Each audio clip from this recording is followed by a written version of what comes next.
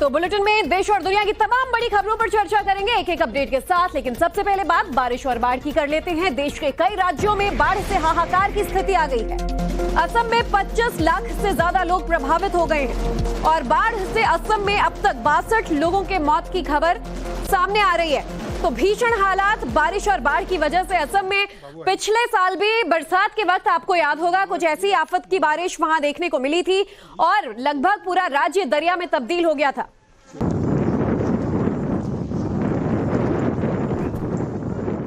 तो देश में मानसून की दस्तक के बाद से ही हालात बिगड़ते जा रहे हैं। भारी बारिश के चलते कई शहरों में बाढ़ के हालात बन गए हैं। कहीं नदियां उफान पर हैं तो कहीं सड़कें धंस रही हैं, तो कुछ इलाकों का संपर्क एक दूसरे से टूट गया है। कुछ इलाकों में तो पानी इतना ज्यादा भर गया है कि लोग अपने घरों में कैद होने के लिए मजबूर हो गए हैं और उनके सामने खाने पीने की बड़ी समस्या खड़ी हो गई है।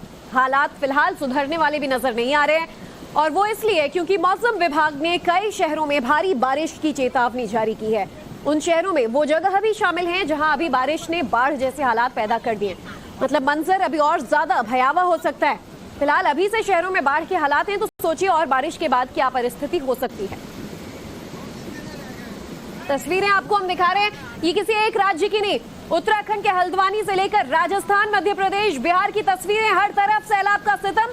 तो यूपी में बिजनौर से लेकर हिमाचल प्रदेश के शिमला तक देखिए हर तरफ तबाही का आलम है। असम के गुवाहाटी और महाराष्ट्र के ठाणे में भी बारिश की वजह से जनजीवन ठप हो चुका है।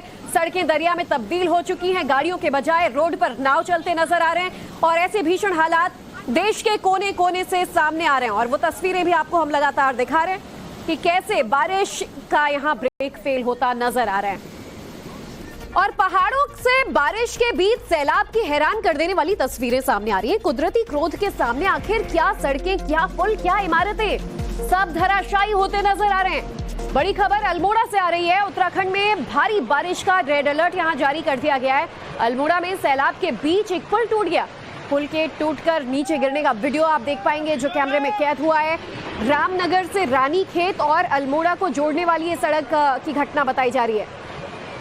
पनियाली में आए सैलाब के चलते पुल का पिलर ही ढह गया, जिसके बाद पुल समेत सड़क सैलाब में समा गया। कैसे आप देखिए, ये पुल जो अब तक दो जगहों को जोड़ रहा था वो ताश के पत्तों की तरह पूरा पुल चंद सेकंड में धराशायी हो गया। उत्तराखंड के हल्द्वानी से इस बीच बड़ी खबर। हल्द्वानी में से नाले में सैलाब में एक बाइक बह गई और जान जोखिम में डालकर दरअसल ये शख्स नाला पार कर रहा था। हालांकि गनीमत रही कि जैसे ही सैलाब से दोनों बाइक सवार देखे गए, इन्हें सुरक्षित बाहर निकाल लिया गया। दोनों बाइक सवार शख्स तेज सैलाब से बहते नाले की पुलिया से निकलने की कोशिश कर रहे थे और जैसे ही वो नाले में उतरे बाइक का पहिया गड्ढे में चला गया और इससे बाइक सवार का बैलेंस बिगड़ा और वो पानी में गिर गया। सैलाब में बाइक के साथ दोनों बहने लगे। दोनों लड़कों ने बाइक को बचाने की कोशिश की लेकिन वो बचा नहीं पाए और बाइक जो है वो दरिया में बहते हुए आगे चली गई। और ये तस्वीर हम आपको दिखा रहे हैं क्योंकि ये चेतावनी है। बरसात में लोगों की बेवकूफी की ऐसी तस्वीरें सामने आती हैं जहां वार्निंग दी जाती है कि जान को खतरा हो सकता है, उसके बावजूद अपनी जिंदगी जोखिम में डालकर एक भरा दरिया जो है वो ये दोनों शख्स पार करने की कोशिश कर रहे थे। देखिए यहाँ पानी तेज रफ्तार में बह रहा है लेकिन उसके बावजूद बाइक सवार इन दोनों युवकों ने रुकने के बजाय सोचा कि वो तेज बहते दरिया को अपने बाइक से पार कर लेंगे, लेकिन नतीजा आपके सामने है। बाइक का बैलेंस डिसबैलेंस हुआ, बाइक का बैलेंस बिगड़ा और दोनों कैसे धड़ाम से इस नहर में गिर पड़े जिसमें तेज बहाव पानी का ऑलरेडी हो रहा था और दोनों बहने लगे। लोगों ने वक्त रहते यहाँ पर अगर तत्परता नहीं दिखाई होती तो इन दोनों की जान भी जा सकती थी। हालांकि इन दोनों युवकों को तो बचा लिया गया लेकिन बाइक को पानी के रफ्तार के आगे नहीं बचा पाए और खिलौने की तरह भारी भरकम बाइक जो है वो बहते हुए आगे चली गई। लेकिन सिर्फ हल्द्वानी नहीं, लगातार हो रही बारिश से ऋषिकेश में भी बाढ़ जैसे हालात हैं। गंगा उफान पर है। हमारे संवाददाता अभिषेक की ग्राउंड रिपोर्ट आपको दिखाते हैं। देखिए ये जो तस्वीर है मेरे पीछे, हम त्रिवेणी घाट पे और जो आप पीछे देख सकते हैं जो खतरे का निशान का जो मीटर लगा हुआ है ये 1180 यानी 11.80 मीटर पे इस समय यहाँ पर गंगा जी का जो निशान बता रहा है उससे पता चल रहा है। देखिए और दूसरा जो निशान है यहाँ पे मैं दूसरा निशान दिखाऊंगा आपको। हम 11.80 कैसे कह रहे हैं, किस बात पे कह रहे हैं। देखिए ये जो निशान है, ये जो यहाँ पर निशान आता है, जो खतरे का ये निशान लगे हुए हैं 12 मीटर यहाँ आ रहा है और 11.80 मीटर पे वहां गंगा जी बह रही हैं और लगातार इस वेग से देखिए कुछ ही तकरीबन 6 इंच के आसपास और बचा हुआ है, जिसके बाद खतरे के निशान के ऊपर से मान लिया जाएगा। लेकिन जो वो निशान है, यहाँ के जो स्थानीय लोग हैं उनका कहना ये है कि जब गंगा जी का लगातार ऊपर बारिश बढ़ती है तो लगातार जो बहाव तेजी से बढ़ता है, तो इस जो मीटर हैं इनसे पता लग जाता है कि गंगा जी खतरे के निशान से ऊपर बह रही है। तो ये ग्राउंड रिपोर्ट आपको हमने दिखाई कि खतरे के निशान से ऊपर नदियां बहने लगी हैं, खासतौर पर पहाड़ी राज्यों में हरिद्वार, ऋषिकेश से लेकर हर जगह हालात ऐसे ज्यादा हो गए हैं। तो देखिए, आपको तस्वीरें भी हम दिखा रहे हैं और ग्राउंड रिपोर्ट भी कि देश के आखिर कौन कौन से राज्यों में सबसे ज्यादा विपरीत हालात इस वक्त बाढ़ बारिश की वजह से देखने को मिल रहे हैं। तो हिमाचल, हरियाणा, राजस्थान, गुजरात के अलावा दक्षिण की बात करें तो कर्नाटक में भी बारिश से सबसे ज्यादा मुसीबत लोगों को सामना करना पड़ रहा है। मध्य प्रदेश, बिहार, असम, पंजाब और महाराष्ट्र के अलावा गुजरात, ओडिशा, हरियाणा में भी हालात बहुत ज्यादा भयावह हो गए। वहीं छत्तीसगढ़ और झारखंड में भी भारी बारिश की चेतावनी मौसम विभाग ने जारी कर दी है। इन तमाम राज्यों में खासतौर पर अगर आप रहते हो तो अगले 24 घंटे सतर्क रहिएगा। कई राज्यों में रेड अलर्ट भी जारी कर दिया गया है और देश के मैप पर आपको हम दिखा रहे हैं वो तमाम राज्य, लगभग देश का हर राज्य जो है वो इस लिस्ट में आ ही रहा है जहां मॉनसून आफत बन गई है। तो मॉनसूनी आफत की अगर हम बात कर रहे हैं, आपको पहाड़ी राज्यों की भी तस्वीरें दिखाएंगे। शिमला में भयंकर लैंडस्लाइड हुआ है। भारी बारिश के बाद हाईवे पर चट्टानें गिर गई। लैंडस्लाइड के बाद हाईवे ब्लॉक हो गया। तस्वीर शिमला के गुम्मा रोहाना की सामने आई है। वो तो राहत की बात ये रही कि जिस वक्त ये लैंडस्लाइड हुआ सड़क पर कोई गाड़ी या कोई शख्स मौजूद नहीं था। हालांकि अगर कोई गाड़ी यहाँ से गुजर रही होती तो बड़ा हादसा हो सकता था। फिलहाल मलबा फैलने से हाईवे ब्लॉक हो चुका है। रोड से मलबा हटाने का काम किया जा रहा है। देखिए, पहाड़ी राज्यों में तो वैसे भी ऐसे मलबे दरकने की खबरें आती हैं, लेकिन मॉनसून में ये खबरें अब ज्यादा आने लगती हैं और ऐसे में चेतावनी उन तमाम सैलानियों को जो बरसात के दौरान पहाड़ों का रुख कर रहे हों। प्रदेश के कई और जिलों की कर लेते हैं जहां बाढ़ जैसे हालात बने हुए हैं। पीलीभीत में कई इलाके पानी में डूब गए हैं। कुशीनगर, बहराइच में बाढ़ जैसे हालात बने हुए हैं। बाढ़ में फंसे लोगों को ट्रैक्टर से बाहर निकाला जा रहा है। तस्वीरें आप पीलीभीत की देखिए। गली, मोहल्ले, सड़क सब पानी के बीच लबालब भरे नजर आ रहे हैं और कुशीनगर में भी बाढ़ जैसे हालात हैं। और पूर्वी उत्तर प्रदेश में हर तरफ ऐसे भयानक हालात कि लोग जो पानी में फंस गए हैं, स्कूल हो या घर हो, मकान हो, ट्रैक्टर के जरिए कई जगहों से उन्हें सुरक्षित बाहर निकाला जा रहा है, कई जगह रेस्क्यू किया जा रहा है। सड़क सैलाब में तब्दील हो चुका है। हर तरफ बारिश इस वक्त आफत बनी हुई है। प्रॉपर ड्रेनेज ना होने की वजह से और बारिश का पानी जो है खासतौर पर निचले इलाकों में ज्यादा इकट्ठा हो जाने की वजह से वहां रह रहे लोगों को भारी मुसीबत का सामना करना पड़ रहा है।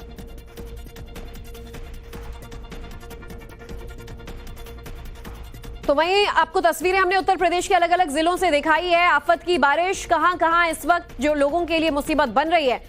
उत्तर प्रदेश, राजस्थान और मध्य प्रदेश में आज से अगले 3 दिन तक भारी बारिश का अनुमान है। मौसम विभाग ने आने वाले दिनों में जिन और राज्यों में भारी बारिश का अलर्ट जारी किया है, अब उसकी भी जानकारी आपको दे देते हैं। राजस्थान में 6 जिलों में बारिश का अलर्ट जारी किया गया है। इसमें टोंक जिला शामिल है जहां बाढ़ जैसे हालात हो सकते हैं और टोंक में तो बांध टूटे हैं, स्कूलों में छुट्टी घोषित कर दी गई है। और पंजाब के 18 जिलों में बारिश की चेतावनी जारी की गई है। 9 जिलों में येलो अलर्ट है। बारिश के साथ साथ तेज हवाएं चलेंगी। वहीं बात अगर अगले राज्य की करें तो हिमाचल प्रदेश में भी लगभग 6 जिलों में फ्लैश फ्लड का अलर्ट जारी किया गया है। जुलाई में सामान्य से 59% ज्यादा बारिश होने की यहां पर उम्मीद जताई गई है और 60 सड़कें भी बंद हैं। तो वहीं छत्तीसगढ़ में भारी बारिश का येलो अलर्ट जारी किया गया है। खासतौर पर बस्तर संभाग के जिलों में बादल जमकर गरजने के साथ बरसने वाले हैं और बीजापुर में सबसे ज्यादा बारिश का जो रिकॉर्ड है वो दर्ज किया जाएगा। हरियाणा के 4 जिलों में बारिश का अलर्ट जारी किया गया है। बारिश के साथ तेज हवाएं चलेंगी और पिछले एक हफ्ते में 57% कम हालांकि यहां पर बारिश हुई है, लेकिन आने वाले वक्त में यहां पर चेतावनी जारी की गई है। खबर यूपी के मुजफ्फरनगर से है। मुजफ्फरनगर में भारी बारिश के साथ एक सड़क धंस गई। सड़क बहने से कई गांवों का संपर्क आपस में टूट गया। सड़क धंसने का वीडियो सोशल मीडिया पर वायरल हो रहा है और उसकी लाइव तस्वीर सामने आई है। हालांकि उस वक्त कुछ लोग वहां मौजूद थे जिन्होंने ये वीडियो रिकॉर्ड किया। बस गनीमत ये रही कि कोई भी गाड़ी इसकी चपेट में नहीं आई, लेकिन सड़क टूटने से कनेक्टिविटी पर सीधा असर पड़ा है। इसके अलावा किसानों के फसलों को भी बाढ़ से काफी नुकसान हुआ है। ये उत्तर प्रदेश के मुजफ्फरनगर की तस्वीर और मेन रोड नजर आ रहा है और देखिए कैसे एक दरिया के ऊपर बना ये सड़क जो है यहाँ से जो नाला गुजर रहा है उसके ऊपर बना सड़क कैसे टूटता नजर आ रहा है। हालांकि पहले ही सैलानियों को इसका की आशंका लग गई थी, जिसके बाद मोबाइल में ये वीडियो रिकॉर्ड किया गया और देखते ही देखते संपर्क टूट गया। दोनों तरफ से सड़क जो है वो धंसती नजर आई। खबर बिहार से आ रही है। बाढ़ बारिश से बेतिया में बुरा हाल हो गया है। निचले इलाके पूरी तरह पानी में डूब गए हैं। नाव के सहारे पलायन करने के लिए ग्रामीण मजबूर हो रहे हैं। गंडक नदी में करीब 5 लाख क्यूसेक पानी छोड़े जाने के बाद निचले इलाके में पानी पूरी तरह से भर गया है। जहां तक आपकी नजर जाएगी सिर्फ पानी ही पानी नजर आएगा। लोग नाव के सहारे पलायन कर रहे हैं क्योंकि आने वाले दिनों में हालात और ज्यादा भीषण हुए तो घरों में रहना भी मुश्किल हो जाएगा। हालांकि एक तरीके से अभी फिलहाल सब हाउस अरेस्ट हुए हैं और बारिश की वजह से नाव के सहारे वो पलायन कर रहे हैं और नाव जो है वो कहीं नदियों में नहीं सड़कों पर चलती नजर आ रही है। ये बेतिया की तस्वीर आप देखिए जहां हर तरफ बाढ़ जैसा हालात है। और उत्तर प्रदेश के रायबरेली से अगली बड़ी खबर। रायबरेली रेलवे स्टेशन में बारिश की वजह से हाल बेहाल हो गया।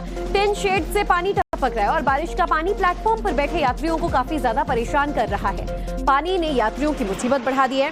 पहली ही बारिश ने रेलवे के काम की पोल खोलकर रख दी। टिन शेड से पानी इस तरह टपक रहा है जैसे स्टेशन पर वाटरफॉल हो रहा हो। पूरा स्टेशन पानी पानी हो गया है।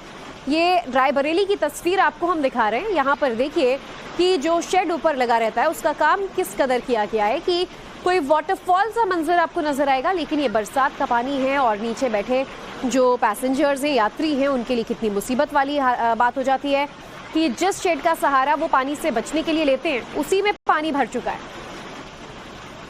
यूपी के प्रयागराज से इस वक्त की बड़ी खबर आ रही है। प्रयागराज में अपना दल के नेता की गोली मारकर हत्या कर दी गई है। अपना दल एस के नेता इंद्रजीत पटेल की गोली मारकर हत्या की गई है। इंद्रजीत की हत्या का आरोपी सर्वेश पटेल गिरफ्तार किया गया है। आपको बता दें कि पुलिस को आपसी रंजिश में हत्या का शक है और पूरे मामले में कार्रवाई की जा रही है।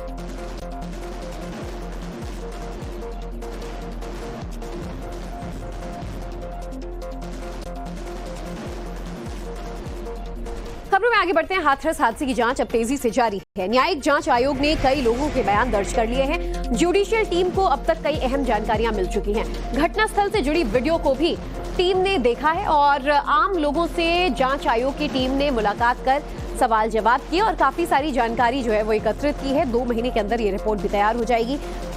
2 जुलाई को हाथरस में हुए हादसे में जिसमें 120 से ज्यादा लोगों की जान चली गई थी, उस हादसे का वीडियो भी अलग अलग जगहों से इकट्ठा कर सामने आया है और जांच इसकी तेजी से की जा रही है। कई राज अब तक खुले हैं इस पूरे मामले में।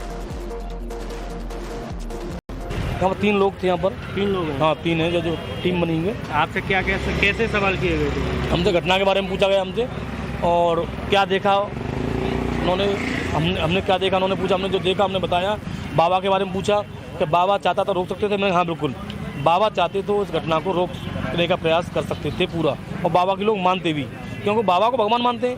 भगवान भगवान की भक्त नहीं मानेगा कौन मानेगा?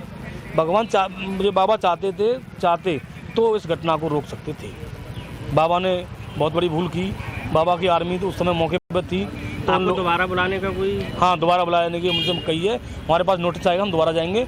और टाइम पीरियड कोई दिया है क्या? नहीं, टाइम पीरियड नहीं, नोटिस भेजेंगे और जब बुलाएंगे हम जब जाएंगे। हमें सहयोग करना है प्रशासन का और पूरी जनता का, आम आदमी सबका सहयोग करना है। हाथरस हादसे में 78 संदिग्धों के नाम अब तक सामने आ गए हैं। 78 में से 9 आरोपी अब तक गिरफ्तार किए जा चुके हैं। नवभारत के पास हादसे के संदिग्धों का नाम भी है।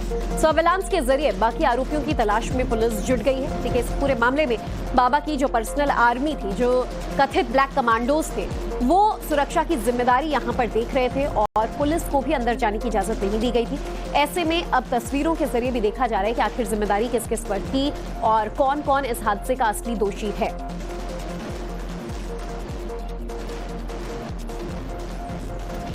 वहीं हाथरस हादसे के बाद संदिग्ध से नवभारत ने भी बातचीत की। नवभारत से बातचीत में संदिग्ध ने कुछ बड़ा खुलासा किया है। कमेटी में शामिल हर शख्स दरअसल यहां पर दान जुटाने का काम करता था। बाबा के करीब जाने के लिए पैसे लगते थे। बाबा ने अपना मोल कुछ ऐसा बढ़ाया कि अपने पास आने वालों से पैसों की गुंजाइश यहां पर होती थी और पैसे इकट्ठे होते थे और जो ज्यादा पैसा दे पाता वही बाबा के पास जा पाता।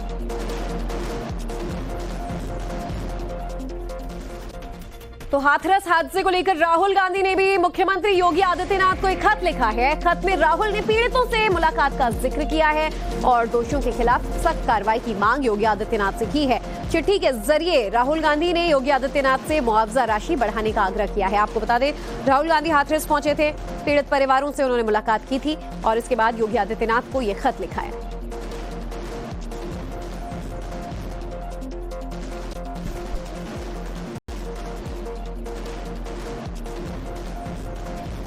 और जम्मू कश्मीर की बात कर लेते हैं। सुरक्षा बलों को यहां बड़ी कामयाबी मिली है। एनकाउंटर में अब तक 6 आतंकी ढेर हो गए हैं। कुलगाम में आतंकियों से लगातार पिछले कुछ दिनों से सुरक्षा बलों की एनकाउंटर जो है वो यहां चल रही थी और अभी भी 3 से 4 आतंकियों के छिपे होने की खबर सामने आई है। आतंकियों के खात्मा के लिए सेना का ऑपरेशन लगातार जारी है। 6 आतंकियों को अब तक जहन्नुम पहुंचा दिया गया है, तो अब 3 से 4 और छिपे आतंकियों की तलाश कुलगाम के कोने कोने में की जा रही है।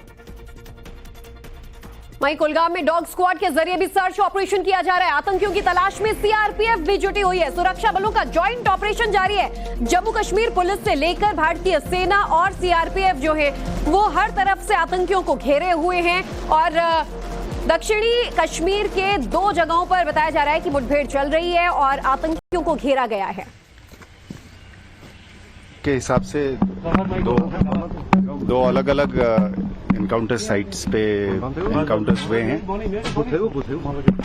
बॉडी की कंफर्मेशन के हिसाब से 6 आतंकियों का मारे जाने का खबर है। सिक्योरिटी एनवायरनमेंट में मजबूती लाने के लिए ये सक्सेसेस बहुत मायने रखते हैं और एक सब्सटेंटिव तौर पे भी और एक मैसेजिंग के तौर पे भी ये इस चीज की इंडिकेशन है कि सिक्योरिटी आर्किटेक्चर की और लोगों का बढ़ चढ़कर इसमें ह्यूमन इंटेलिजेंस की जो फ्लो है उससे जाहिर होता है कि ये एक फाइट जो है वो लॉजिकल कंक्लूजन पर पहुंचेगी। जो भी कोशिश होगा दूसरे साइड से, उन्होंने मजबूर हैं अपने कोशिशों से बाज नहीं आने का, पर हम अपनी सिस्टम को, अपना सिक्योरिटी आर्किटेक्चर जिसमें Jammu Kashmir police, Indian army, agencies और सेंट्रल आर्म पुलिस फोर्सेस हैं, सब मिलकर और खासकर जैसे मैं बार बार जगह जगह पर कहता हूं कि आवामी सपोर्ट के साथ, लोगों के साथ इस चीज को हम जरूर जीतेंगे। ऑपरेशंस चालू है, इसलिए एक जगह में अभी ऑपरेशन कंक्लूजन पे नहीं पहुंचा है, तो जब हो जाएगा तब हम क्लैरिटी के साथ बात कर सकते हैं। कई बार ऐसा होता है कि 2 तंजीम आपस में भी कोऑर्डिनेट करके बैठते हैं, तो इसलिए जब हम एक एक करके इसकी वो करेंगे तब इसमें लोकल टेररिस्ट्स का भी होने का खबर मिली है, तो इसकी जब कंक्लूजन पे आ जाएगा तब हम सटीक तौर पे ये कह पाएंगे कि तंजीमों के हिसाब से कि क्या एक ही तंजीम के थे या एक से ज्यादा के थे। तो हमलों पर बड़ी खबर, सुरक्षा एजेंसियों को एक बहुत ही जरूरी इनपुट मिला है। आतंकी हमलों के पीछे साजिद जट का हाथ था। सूत्रों के हवाले से जो खबर आ रही है, लश्कर का बहुत पुराना ट्रेंड आतंकी है साजिद जट, और जो हमले हुए थे उसमें साजिद जट का नाम सामने आ रहा है। साजिद ने इस्लामाबाद के बेस कैंप इस्लामाबाद में एक बनाया हुआ है और पीओके में लंबे वक्त से वो काफी ज्यादा एक्टिव था। लश्कर का रिक्रूटमेंट का काम भी संभालता था और लश्कर का ऑपरेशनल कमांडर है साजिद भट्ट। टेरर फंडिंग का जिम्मा भी साजिद के पास ही होता था। साजिद पर एनआईए ने 10 लाख का इनाम घोषित किया हुआ है।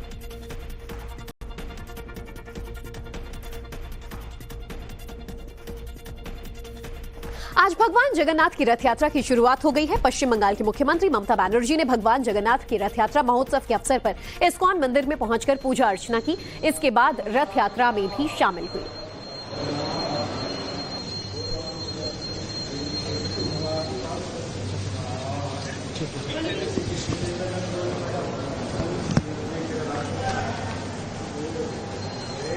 के दिए बयान पर बीजेपी का पलटवार सामने आया। राहुल के बयान को जन्मभूमि आंदोलन का अपमान बताकर राहुल का अहंकार बताया गया है। बीजेपी ने आरोप लगाया कि राहुल का अहंकार सर चढ़कर बोल रहा है। मंदिर और राम विरोधी हो गई है कांग्रेस।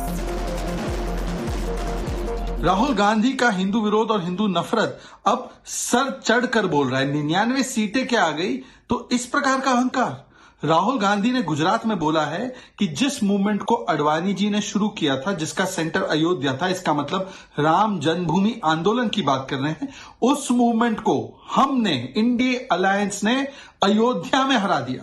पहले तो राहुल गांधी जी, आप फैजाबाद की सीट जरूर जीते हैं, अयोध्या की विधानसभा में भाजपा को लीड है। राहुल गांधी और संवेदना का ना कोई संबंध था, ना कोई संबंध हो सकता है। जिस प्रकार से भगवान राम जी उनके लिए मात्र एक कल्पना है, लेकिन मेरे देशवासियों के लिए भगवान राम जी वो एक सबसे बड़ी आस्था का केंद्र है। बहरहाल इस बीच खबर यह भी आ रही है कि 9 जुलाई को रायबरेली जाएंगे राहुल गांधी, अपने संसदीय क्षेत्र में जनता से मुलाकात करेंगे और यहां की 5 विधानसभा के लोगों से मुलाकात भी करेंगे। तो 9 जुलाई को राहुल गांधी अपने संसदीय क्षेत्र रायबरेली जाएंगे और रायबरेली में पड़ने वाली 5 विधानसभा सीटों पर जो जनता है, वोटर्स हैं, कांग्रेस समर्थक हैं, उनसे वो मुलाकात करेंगे। मुंबई के वर्ली इलाके में हिट एंड रन का एक मामला सामने आया है। कार सवार ने स्कूटी सवार दंपत्ति को टक्कर मार दी। बेहद ही भीषण एक्सीडेंट हुआ। हादसे में महिला घायल हो गई, इलाज के दौरान उसकी मौत हो गई। मृतक महिला के पति की भी हालत गंभीर बताई जा रही है। घटना के बाद कार चालक मौके से फरार हो गया। हैरान करने वाली तो घटना ये तब घटी जब बाइक पर सवार पति पत्नी वर्ली के एट्रिया मॉल के सामने से गुजर रहे थे। पुलिस के मुताबिक वर्ली कोलीवाड़ा इलाके में रहने वाले ये दंपति आज सुबह ससूनडॉक मछली लेने के लिए गए थे और तब मछली लेकर वापस आ रहे थे। उसी वक्त उनकी बाइक को इस 4 व्हीलर लग्जरी कार ने टक्कर मार दी। घटना के बाद ड्राइवर अपनी गाड़ी लेकर मौके से फरार हो गया। वर्ली के हिट एंड रन केस में एक्शन लगातार जारी है। पुलिस ने बयान दिया है। राजेश शाह को पुलिस थाने बुलाया गया। आरोपी जो बताया जा रहा है शिवसेना शिंदे गुट के नेता है राजेश शाह। राजेश शाह के ड्राइवर और बेटे के खिलाफ FIR दर्ज कर ली गई है। गाड़ी कौन चला रहा था, इस पूरे मामले की जांच पुलिस कर रही है।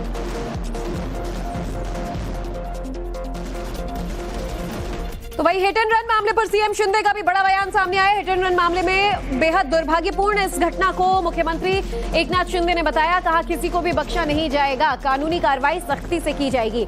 सीएम शिंदे ने कहा कि कानून सबके लिए बराबर है, चाहे वो शिंदे ग्रुप के ही क्यों ना हो, शिवसेना के हो या फिर कोई भी आरोपियों से बख्शा नहीं जाएगा।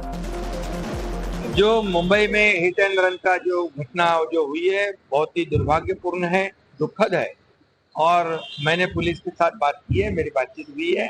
इसमें कोई भी हो उसको एक नजरिए से देखा जाएगा, किसी को भी बख्शा नहीं जाएगा।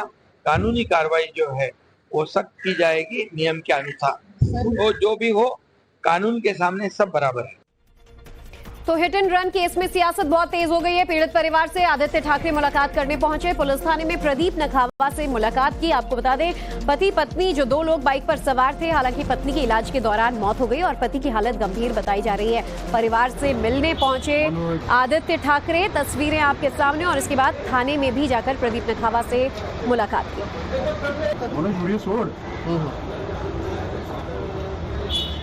खबर मध्य प्रदेश के इंदौर की तैयारी में बीजेपी जुट गई है। दिल्ली बीजेपी प्रदेश कार्यकारिणी की एक अहम बैठक हुई है और पार्टी के नेता और कार्यकर्ता बैठक में शामिल हुए हैं। नेहरू स्टेडियम में बीजेपी का ये अहम बीजेपी की बैठक बुलाई गई है। तमाम आला नेता पार्टी के बैठक में मौजूद हैं। और आगे देखेंगे प्रधानमंत्री मोदी